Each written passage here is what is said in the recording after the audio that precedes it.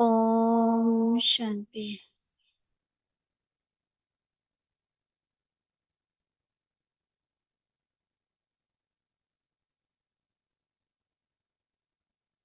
अव्यक्त परिवार में आपका स्वागत है। आज है दिन 2। अब लगन की अग्नि को प्रज्वलित कर योग को ज्वाला रूप बनाओ। आज का विषय है पापों की आग से मुक्ति। अव्यक्त शरीर पावरफुल योग अर्थात लगन की अग्नि ज्वाला रूप की याद ही भ्रष्टाचार अत्याचार की अग्नि को समाप्त करेंगी और सर्व आत्माओं को सहयोग देंगी। इससे ही बेहद की वैराग्य वृत्ति प्रज्वलित होंगी। याद की अग्नि एक तरफ उस अग्नि को समाप्त करेंगी, दूसरी तरफ आत्माओं को परमात्म संदेश की शीतल स्वरूप की अनुभूति कराएंगे। इससे ही आत्माएं पापों की आग से मुक्त हो सकेंगी। अभी हम मोहिनी दीदी से सुनेंगे।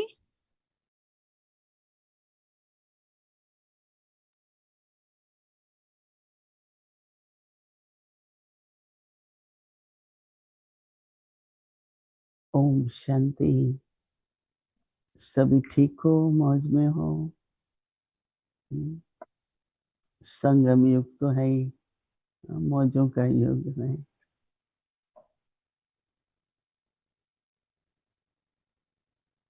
यहाँ पर तो पूरा मास भट्टियां चल रही हैं और वो पूरी हुई अभी। तो कल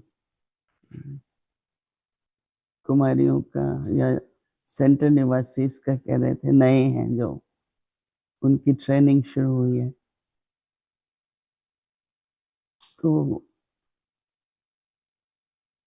मैंने प्रश्न पूछा कि कौन सीता बनेगा, कौन लक्ष्मी बनेगा।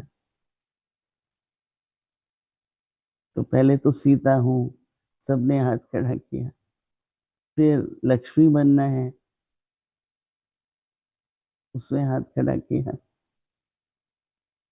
तो मैंने कहा सीता सारी कहानी आकर्षण की है। तो बाबा का बनने के बाद किसी बात का आकर्षण न हो, न व्यक्ति का, न वस्तु का, न वैभव का। तो ये जो बेहद की वैराग्य वृत्ति पर काफी चल रहा है, तो उसमें चेक करो कि किसी भी बात का। आपने देखा किसी ने बहुत सुंदर चश्मा डाला है, मेरे को भी ऐसा होना चाहिए, नहीं आकर्षण होना।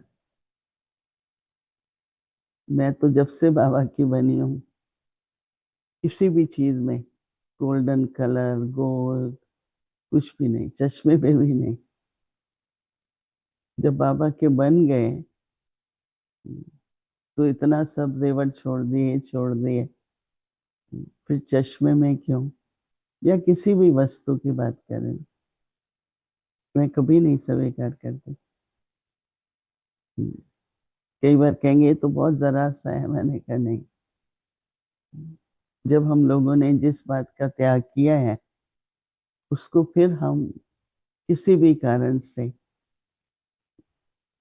उसका आकर्षण हो, कई बार ऐसी चीज मिल भी जाती है तो भी नहीं।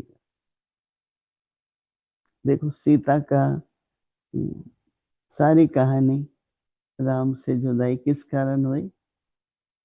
सोने का हिरण, राइट। आकर्षण है ना। एक आकर्षण नहीं होना चाहिए, दूसरा प्रभावित नहीं होना चाहिए। जब प्रभावित हो जाते हैं ना, तो अपनी बुद्धि काम नहीं करती। एक बार मैं किसी एक देश में गई, वहां सब कुछ व्यवस्था अच्छी थी, बहनें बहुत रमणीक थी, संख्या विद्यार्थियों की बहुत सब कुछ अच्छा था। तो नेचुरली मैं तो बहुत इम्प्रेस हुई। मैंने कहा ये तो मॉडल है सेंटर का, ये तो सबको पता होना चाहिए। जैसे कई विद्यार्थी कुछ लाते हैं, फल लाते हैं, कुछ लाते हैं, तो एक साइड पर 2 टेबल रखी हुई थी, अपना नाम और वो चीज रख देते थे। फिर जब मैं गई तो अंदर एक बहुत बड़ी गाय बनाई थी, आर्टिफिशियल। तो जब भी जिसका जन्मदिन होता है, और ऐसे भी जो कॉइन्स होते हैं ना, सिक्के, वो उसमें डालते जाते हैं।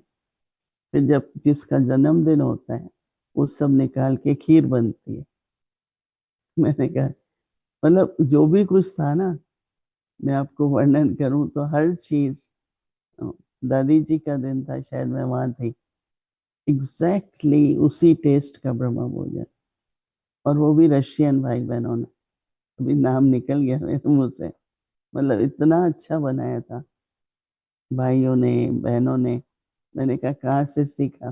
बोला हमने मधुबन से सीखा। तो फिर मैं क्लास कराने बैठी, तो मैंने कहा अभी मैं उनकी महिमा करूं या क्लास कराऊं? तो मैंने रियलाइज किया कि प्रभावित हुए ना किसी तरह से। बात तो बहुत, यानी मैं आपको डिटेल सुनाऊं तो आप आश्चर्य करेंगे कि कितना। एक होता है ऑर्गेनाइज ना, व्यवस्थित। दूसरा होता है कि डेकोरेटिव भी था, एंटरटेनिंग भी था, मतलब सब उसके अंदर वो थी। तो फिर मैंने उस बात को एक तरफ रख के फिर थोड़ा सोचा, फिर मैंने क्लास कराई। पर प्रभावित होने की एक मिसाल दे रही हूँ। गुणग्राही बनना और है, विशेषताओं को लेकर के हमें धारण करना वो भी बात है, पर बुद्धि जब प्रभावित हो जाती है तो बुद्धि काम नहीं करती अपनी। राइट, ये मैंने उसके बाद से मैं बहुत ध्यान रखती हूँ कि विचार सागर मंथन सुनो। अब आजकल भी आप सुनते हैं, पर अपना विचार सागर मंथन मत छोड़ो। इसका मतलब ये नहीं कि हम गुण नहीं ले रहे हैं, परंतु फिर भी हर बात में न्यारे होकर के अपनी बुद्धि को जरूर यूज करना है। काफी बातें निकली कल, तो खासकर ये 2 बातें, ये अंत तक भी परीक्षा के रूप में आ सकती है। क्योंकि माया का भी तो आश्रय रूप होता जाता है ना। हम लोगों ने तो प्रेसिडेंट, प्राइम मिनिस्टर के वीआईपीस के रूप में बचपन से सेवा की है, पर ये तो नहीं होता ना कि प्रभावित हो जाए। और बाबा हमें निमित्त बनाता है, ये नहीं कि मेरी इच्छा है। मेरी इच्छा से आप कुछ भी करते हैं ना, उसमें विघ्न जरूर आएंगे। और अगर बाबा निमित्त बनाते हैं तो सब कार्य बाबा ने निमित्त बनाए ना। हमें भी बाबा की याद रहती है जैसे। तो अभी ये सितंबर मास में कल सबको डायरी दे रहे थे, तो बहुत अच्छी बात है। तो नोट्स भी जैसे ना, जो मुख्य पॉइंट होती है वो लिखते हैं, फिर टाइम पर जब उसको देखेंगे तो डिटेल्स याद आ जाती है। तो कल क्या था? हम्म, तो ऐसे लिखो सिर्फ कि आज है पापों की आग से मुक्ति। आज बाबा पापों को अग्नि कह रहे हैं, क्योंकि जलाती है ना अंदर।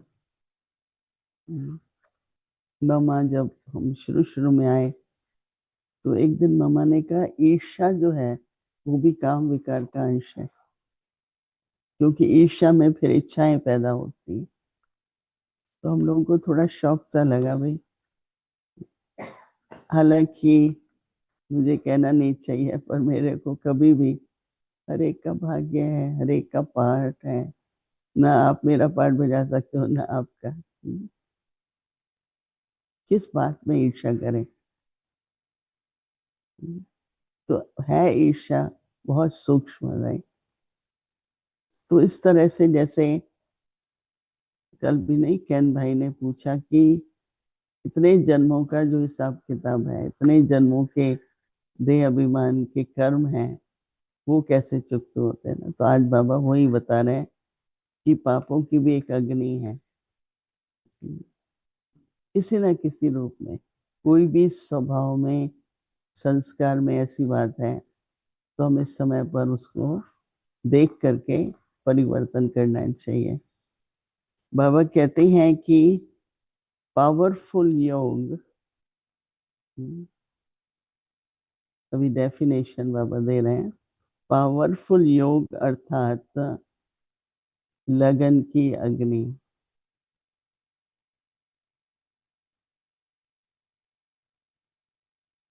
तो बाबा कहते हैं कि लगन की अग्नि ज्वाला रूप की याद ही, ज्वाला रूप की याद ही भ्रष्टाचार बहुत कॉमन है। इसलिए दादी जान की अब हमेशा कहती थी धोखा नहीं खाना है। आजकल धोखा देने वाले हैं, दुख देने वाले हैं, पर आप लोगों को न धोखा, धोखे में आना है, न दुख लेना है। तो उसको बाबा कह रहे हैं भ्रष्टाचार।